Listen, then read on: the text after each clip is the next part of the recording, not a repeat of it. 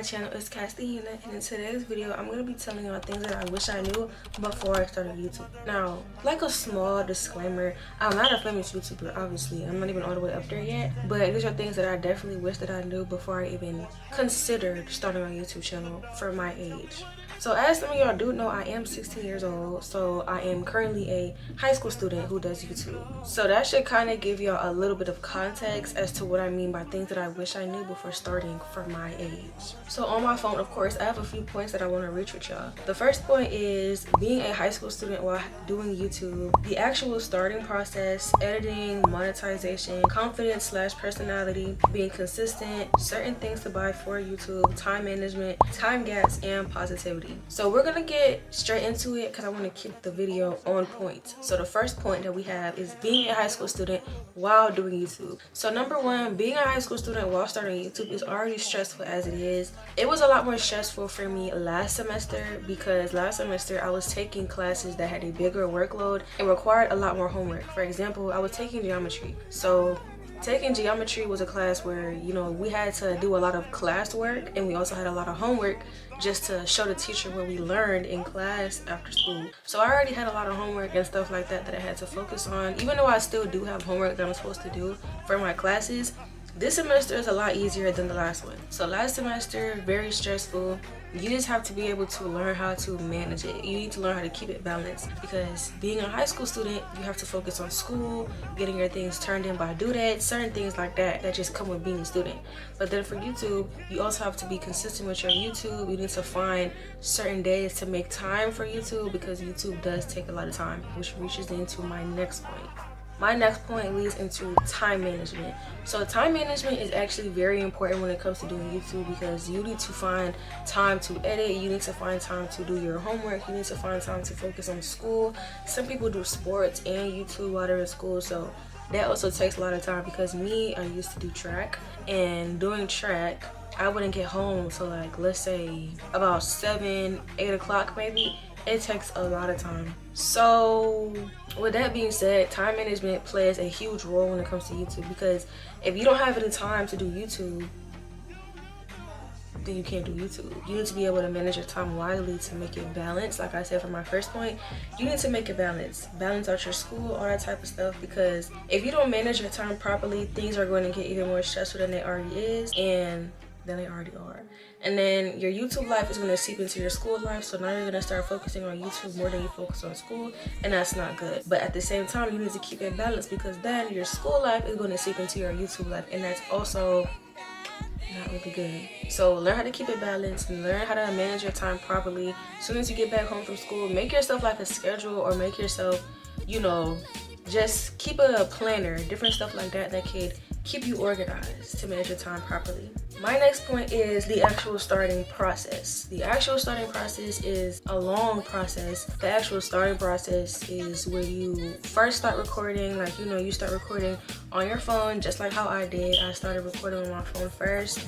I had a few videos up before my first video that y'all see on my channel now, which was my Orlando vlog. I had a few videos up, but they were really bad quality. So I deleted those and I started really recording and stuff because I had gotten my 14, so it was better quality for me to upload videos, different things like that, because I really hated having grainy quality on my YouTube videos because it was like, if it's not really good quality, what makes me think that people are actually going to sit there and watch it? So that kind of, you know, didn't really encourage me as much. But when it comes to the actual starting process, you need to be able to have a foundation. A foundation as in like starting to record on your phone. Once you start YouTube, you don't have to immediately buy a camera. That's one thing. You don't have to immediately do that. You could just do it on your phone, edit on your phone like how I did it. I recorded on my phone and I edited on CapCut and I used Canva on my phone. Very easy. That's literally all you have to do. You won't have to get a camera for your first video, none of that. When it comes to that, you just have to be able to be patient. Be patient when you first start YouTube because you're not gonna immediately get monetized. You're not gonna immediately get a camera for almost like $800 or more. You're not gonna immediately get all these things that you see other bigger YouTubers have because you just started. So you need to learn how to be patient, obviously. But my important things for this point, use your phone, edit on your phone. Nothing's wrong with that. It's perfectly fine, perfectly normal. Everybody started from nothing, so. My next point would be confidence/personality. I'm gonna start off with confidence. There's a few YouTubers that I watch that are up there. Like, there's one girl that I know. Well, I'm not gonna get too much in detail, but I don't know how to explain it. I'm not gonna say I know her because I don't know her personally, but I know her as a YouTuber that I see at school. Like, I just know her. But personally, I do know one YouTuber, like, I think her name is Mia Armani.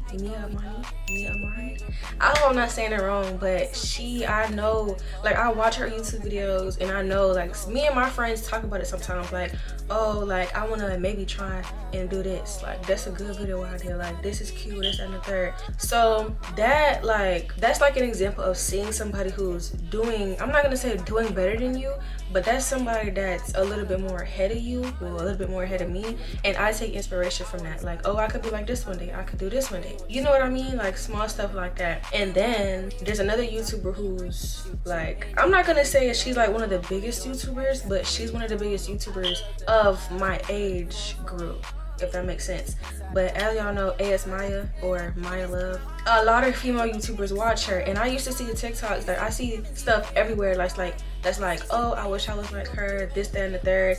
And I seen this video she posted where she was literally like, oh, her life isn't perfect, there's stuff that goes on behind the camera, and she's right. Like, even me personally, I don't talk about nothing personal on my YouTube channel. I'm not famous, obviously, so I don't really be on my camera 24/7 like I'm just talking to my friends. But I don't speak about a bunch of personal things that go on in the background. All I put on YouTube is all I want y'all to see on YouTube, if that makes sense. YouTubers are gonna put out what they want you to see. So you can't just be like, oh, I wish I was like them, I wish I was doing this, that, and the third.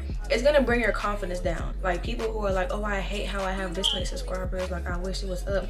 You could wish for certain things to happen to your YouTube channel as long as you don't downplay yourself, because downplaying yourself is not gonna get you anywhere. So that has to do with, like, the confidence. Like, the confidence part is very important when you start a YouTube video, especially when we go into the category of being yourself. Me personally, I'm very quiet. I don't really have a lot of friends. I'm quiet. I have social anxiety, and it's pretty bad. So when I'm in public, I don't record with, like, the camera up in the air like this. Like, I'm not really out there. I'm very quiet. And even at school, when I sit in my classes, sometimes I don't talk to nobody. Like, I'm very quiet. That's something that has to change. Like, it's gonna happen over time. I'm not saying once you start YouTube you have to immediately have the brightest personality in the world. Like, another YouTuber I watch, Princess J, she's very out there, if that makes sense. She's like 100% like just herself on camera. I'm not there yet. I'm not, but that's something that's gonna come over time. You need to be able to express yourself and show your true self to YouTubers, because how do you expect people to sit there and watch your videos for however long they are where you're just being boring? Like, you're just sitting there being boring. I would hope that's not my viewers think about me. I hope they don't think I'm boring. But you know, there's different personalities on YouTube, and you watch this certain person because of how they act and how they do things, and you watch this certain person because of their personality and how they do things. So take that in mind when you make your own YouTube videos. My next point would be positivity. This also adds on to my last point when it comes to your confidence and how you perceive yourself on YouTube and how you perceive others. But confidence, that definitely adds on to your positivity, because you need to be able to bring yourself up. You need to be able to make yourself, you know, like, I'm not saying have the highest ego in the world, but you have to, like, make yourself feel like you're gonna make it, because it's low-key like a lottery game. Like, sometimes on YouTube they just pick certain people to just blow up one day. Me personally, I'm not saying like I blew up, like had that one God-gifted moment on YouTube, but once, like, when it comes to positivity, I just used to post videos like just nonchalantly. Like, I didn't really care about how the progress would go, because I wasn't necessarily worried about me blowing up on YouTube. I just did it for fun. Like, doing YouTube, it was a fun thing for me. It's something that I've been doing since I was a child. Like, I used to always, like, have an iPad. I used to just record mini videos on it of me, like the same intro I have now, like, hey guys, you know, like, that's just something I've always done for fun, and now I do it on YouTube. So I wasn't really worried about me getting extremely famous. I just wanted to do it for fun in the experience, because that's something I've always wanted to do. And being positive is very important, because one day you're gonna be one of those people who are chosen to randomly blow up one day. Like the one video that I have on my channel, my most popular video on my channel right now is the knotless braids tutorial that I did. It's currently at what, like 25,000 or more? I lost track. But that's one of the only videos on my channel that have actually blew up like that, like in a span of a week. And I remember I woke up the next day and I wasn't worried about the video at all. Like at that point I was just like, okay, that's another video that I gotta post after this one. Like I woke up and my video blew up, and even till now it's still getting numbers, like subscribers still coming from that video. I remember I had like 70 something subscribers and it immediately bumped up. Like now I have like 700 something. Like even though it's been a few months, like even though it's been a while, that number like is still rising. So that's just like the positivity aspect of it. Like instead of thinking, oh, this video is not gonna blow up, oh, this video is gonna do bad, this, that, and the third, why not just be positive about it and then wait till your moment comes? I didn't expect mine, but you could definitely wait for yours because everyone gets their turn on YouTube. That's my positivity aspect of it. Think positively, wait your turn, be patient, and everything's gonna come exactly how you want to.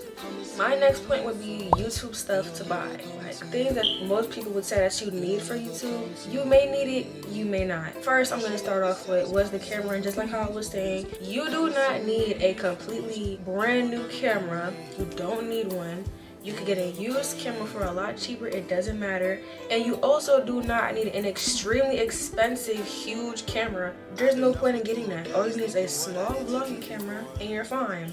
You could get a used one, that's fine. The one that I got personally is a brand new camera, which is a Sony ZV-1. I have it in my description down below of things that I use. It's a brand new camera.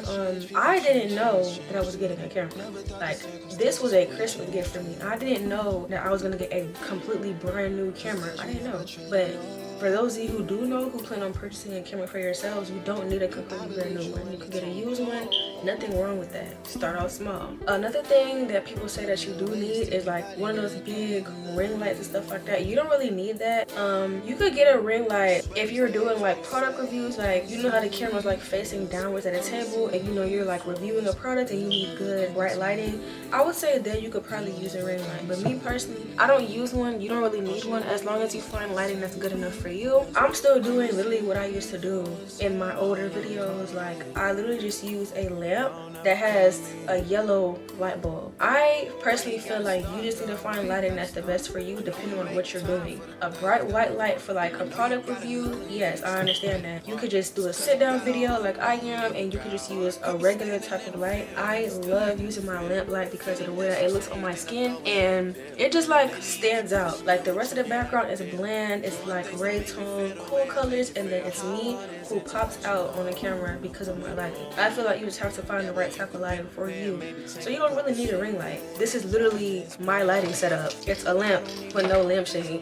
It's nothing wrong with that. That's one thing that I would suggest that you do invest in. If you don't have a lamp, literally just use some type of light source. Like sit in front of a room that just has a nice window that could bring light in, something like that. Whatever you need. Another thing that I would suggest that you do get is one of these. I don't remember exactly what one of these are called, but it's basically like, it's like a tool that you can use to plug into your laptop or whatever device that you use that has multiple ports in it. This one isn't even mine. It's actually my mom's. She uses it for her business. My mom does have a small business. This is my mother's that she uses for her iPad that she uses to make her designs on this stuff. And I asked her, once I got my camera, I asked her if I can get one of these from Amazon, and she showed me this and I was like, this is perfect. Like as you guys can see, it has like a headphone port.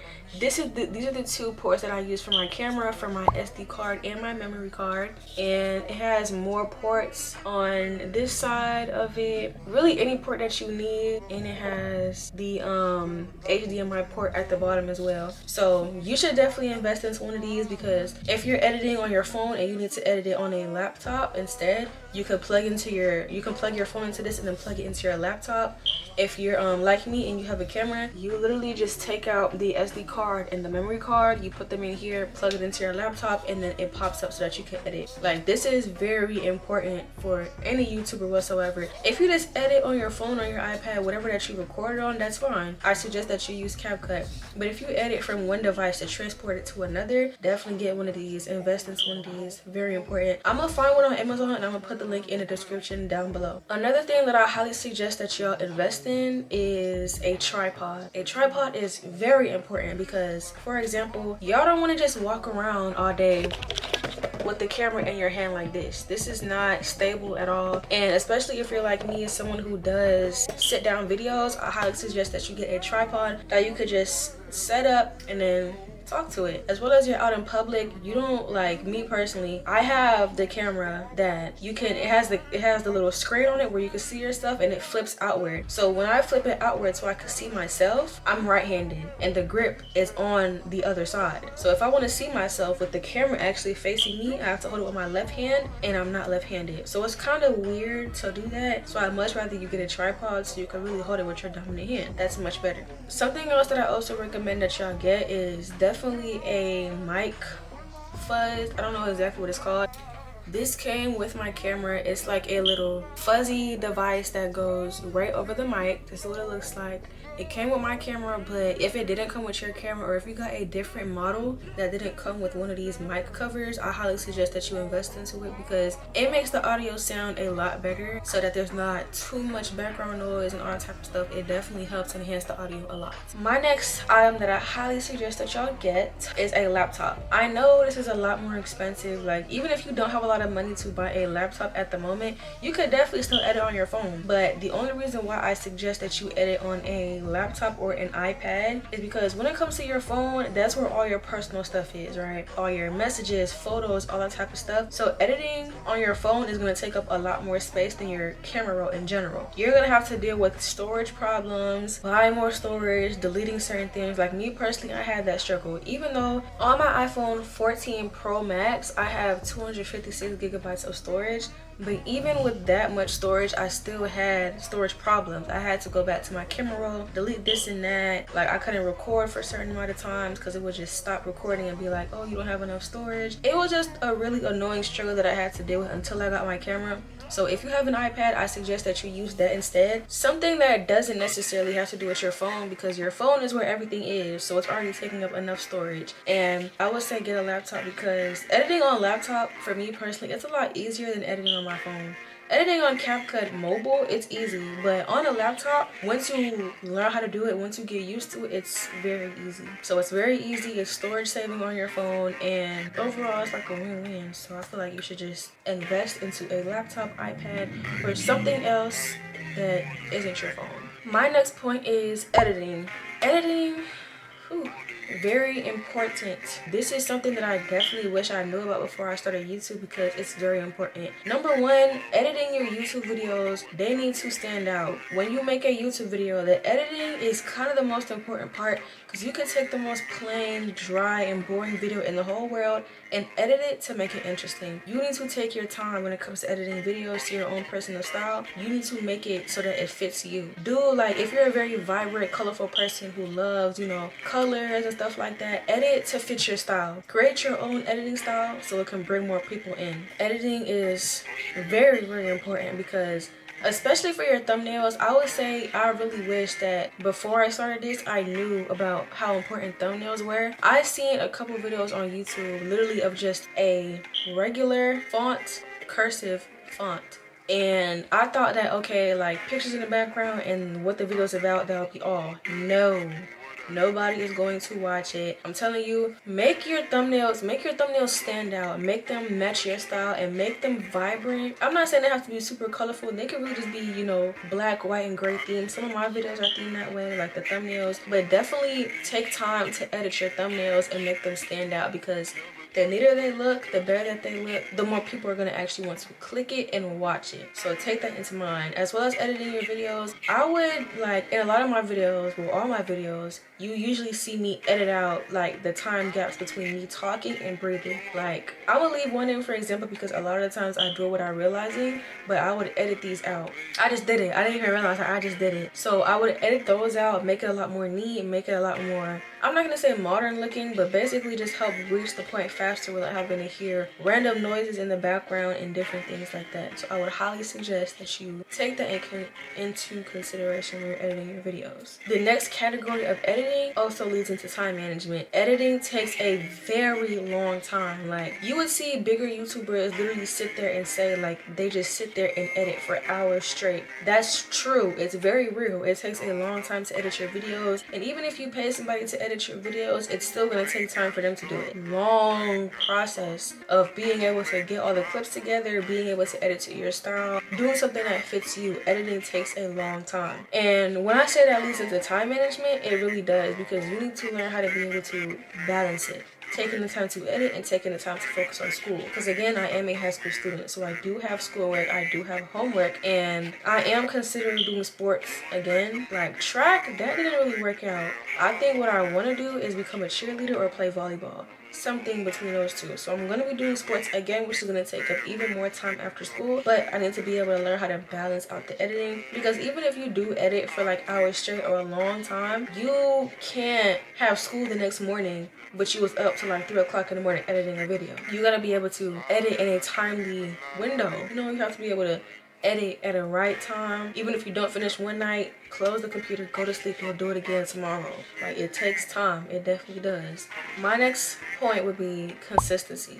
Consistency is very important, and I feel like when it comes to consistency, people think, oh, you post a video every single day, 7 days out the week. No, that's not consistency. It doesn't matter when you post a video, it doesn't matter what time you post a video, as long as you're posting something. Like me, I don't post YouTube videos every single day. Like, I will post a YouTube video, or I would post a video on my TikTok, or I would make a YouTube short. I would do something, or I would even make an Instagram reel on my YouTube Instagram page. At least you're posting something. You don't have to be consistent by staying on YouTube 24/7. There's different social media platforms, and if I'm not on one, I'm always on the other one. I'm not always on YouTube, I'm not always on Instagram, I'm not always on TikTok. I even have Twitter. I'm on all social media except for Snapchat, and if I'm not on one social media platform, I'm always going to be on the other. As long as you're staying consistent by putting your name out there, that's really all that matters. Being consistent is not posting a YouTube video every single day. That's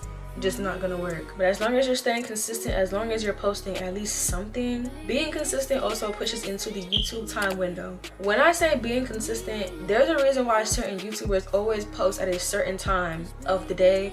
They always post at a certain day of the week. They always post at very specific times, and I know exactly why, because I've done it myself. So there is something called the YouTube time window, the time frame. When you make a YouTube video, you need to post at certain times of the day and certain days of the week to be able to fall into the YouTube algorithm so that could push your name out there. I decided for my Knowledge Brands video, that's actually how that happened. I decided, like, I was looking up on YouTube. I was looking up on YouTube and Google, like, what's the best time to post a YouTube video on Monday? The best time to post a video on Tuesday, Sunday. Like, it doesn't matter. There's certain times and certain days for everything, and I decided I want to try it. So I tried it with my knowledge video, and y'all see how far that went. There's certain times to post certain things to push your name out there. The YouTube algorithm is very important, because without it, your video would not make it as far as you think it would. You need to be able to, I'm not saying rely on YouTube, but when you make your videos, rely on them to do their job by pushing you out there. People send me screenshots of me being on their Explore page. That's because of YouTube. They pushed my name out there. My next point would be time gaps. This was a very big mistake that I made as well. Time gaps are when you post YouTube videos, and just because you see the views and the likes going up, you decide to stop and just let it go up to see how high it can get, and then post something once it stops.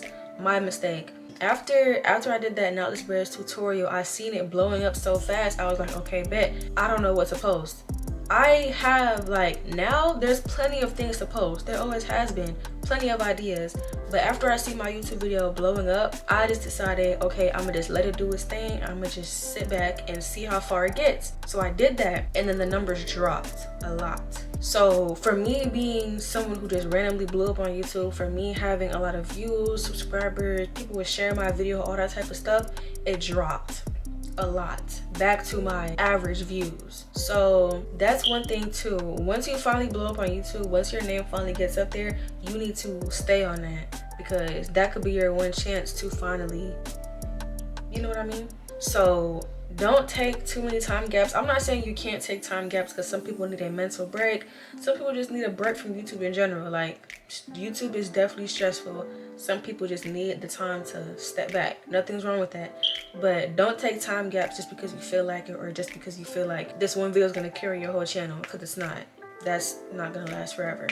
And my last point is monetization. Two things. There's people who only do YouTube for the monetization, and that's not how it works. There's a long process that comes with that. And for two, I really wish before I started YouTube how monetization actually worked. So we're gonna start with what I wish I knew. I wish that I knew that when you first started YouTube, you don't immediately get paid for it. It takes a long time. Some people are luckier than others. They start getting paid earlier. Some people are just not as lucky, and they have to, go through certain problems that come with their YouTube channel where they can't get paid at all. A lot of people go through that. But when it comes to monetization, I just wish that I knew that it wasn't gonna take as long as it is now. I'm patient for it. I have the patience. I'll wait until I get to that point. Nothing's wrong with that. But it's some people that just rush it all. Like it's some streamers, some people like that just do crazy bottom line things just for like a quick few weeks or months of fame, and then after that they get canceled. I'm not one of those people. I'm gonna take my time with it. That's fine. I like doing YouTube. This is something that I want to do long term, so I'm perfectly fine with that. Now we're gonna go into the people who only do this for money. Me personally, I do it for both reasons. I do it for the money and also for fun.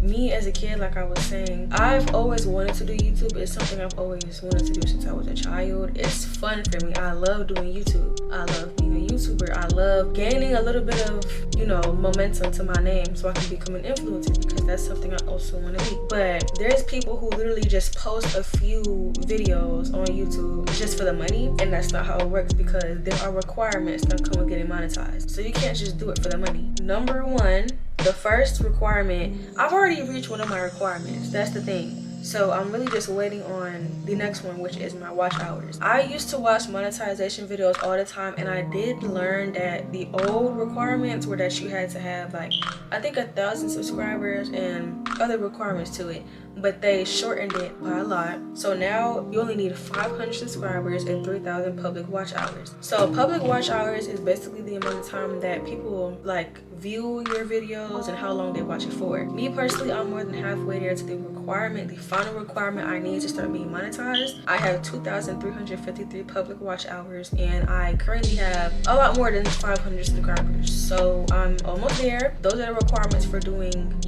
videos for money. And you can't just post a bunch of super short clips, because as y'all know, the longer the video, the longer people are gonna watch, which also leads to the higher amount of watch hours you get, which leads to the higher amount of money that you get each month from your YouTube paycheck. There's people who get hundreds of dollars at the end of the month. Your YouTube paycheck comes once a month, and I'm not gonna speak too much on the monetization part of how it works, because I haven't even reached that point yet, so I don't know everything about it. So once I do reach that point, I'm gonna go through the whole process with you all. But I do know that it's some people who just sit there and post super short videos that aren't good quality just for the views, and that's not gonna get you far, because you need to have high quality videos that people are going to enjoy watching all the way throughout, and you need to be able to create longer length videos. I would say no less than 10 minutes, because it's a super short video. So you need to be able to want to produce higher quality content for your viewers so that you can gain more loyal subscribers, because the only reason why YouTube requirements are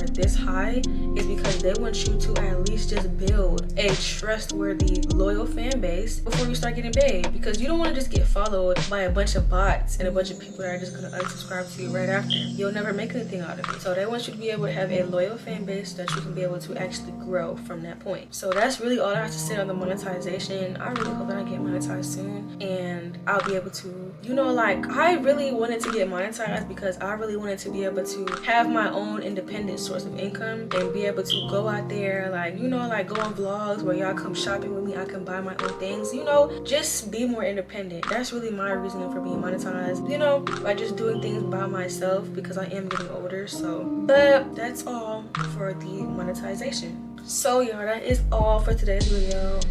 These are really just things that I wish I knew. Also giving y'all a little bit of tips, you know, when it comes to YouTube in general, all these points that I mentioned. So I really hope that y'all do take these in mind, and I wouldn't say take advantage of these points, but when there's people on YouTube actually trying to help y'all, take the advice. So I really hope that y'all enjoyed today's video. Make sure that you subscribe to my channel, like today's video, and of course comment down below any suggestions that y'all have next, and I'll see y'all in my next video.